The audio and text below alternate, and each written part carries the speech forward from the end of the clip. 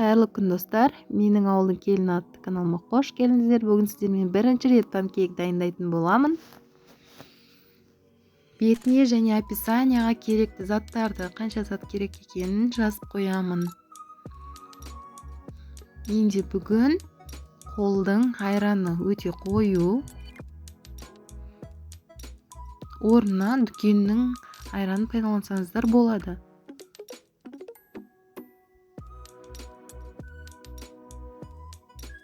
Тұз,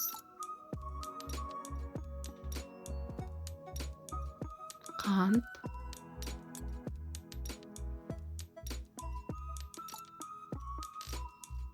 жұмыртқа,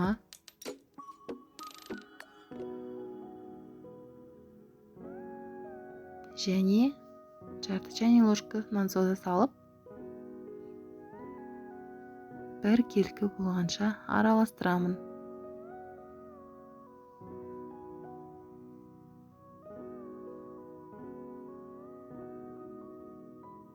Бізде содан реакциясы басталды. Көпіршіп, айран объем бойынша үлкендеді. Сұйық майымды құйып, тағы да араластырып аламын.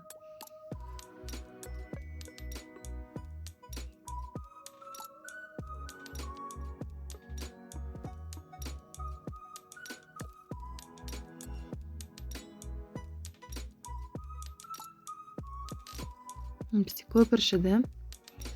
Енді ұнымды саламын. Ұнды елегіштен өткізіп алуға кеңес беремін алдын ала. Сонда біздің араластырған кезде өте әдемі болып араласады.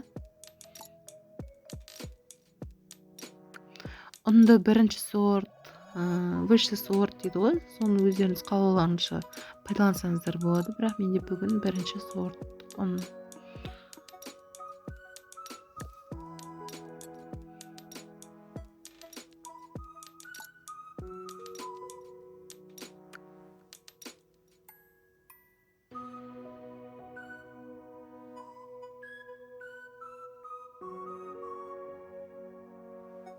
Менде осындай қою қаймақ сияқты қамыр шықты.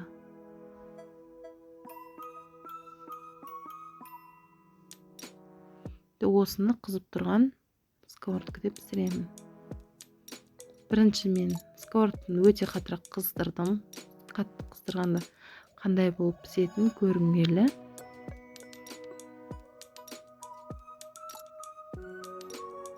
Және кішірек қылдым. Бірінші рет болғандықтан, бірақ жасап көруге кеңес беремін сіздерге. Осындай кішірек қылдым. Осындай күйіп пісті. Өте қатты қыздырылған сковородкада.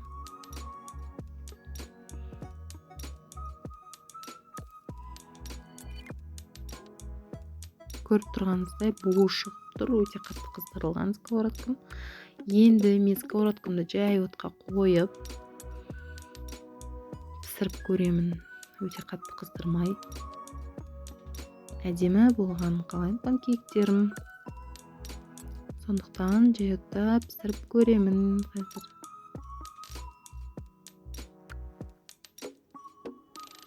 Бетіне осындай көпіршіктер шыққан кезде ондарамын.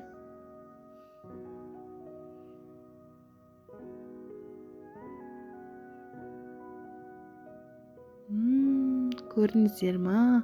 Өте әдемі шықты. Жай отта пісіруге кеңес беремін. Ендігі қалған қамырымның бәрін мен енді жай ғана осындай отта пісіретін боламын.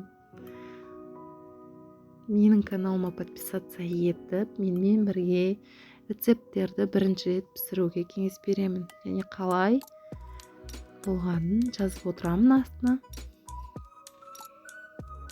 Сіздерге айтып отырамын. Осы рецепті пісіруге кеңес беремін сіздерге. Осындай қандай әдемі болып шықты. Менің осы қамырдан шыққан барлық панкейктерім осылар. Астына ең үлкен пісіріп қойдым. Ең үлкен. Қаладары осындай болып шықты. Бетіне бал жақтым. менің үйімдегі балаларым ұнатпайды. Сондықтан сіздерге кеңес беремін осылай дайындауға.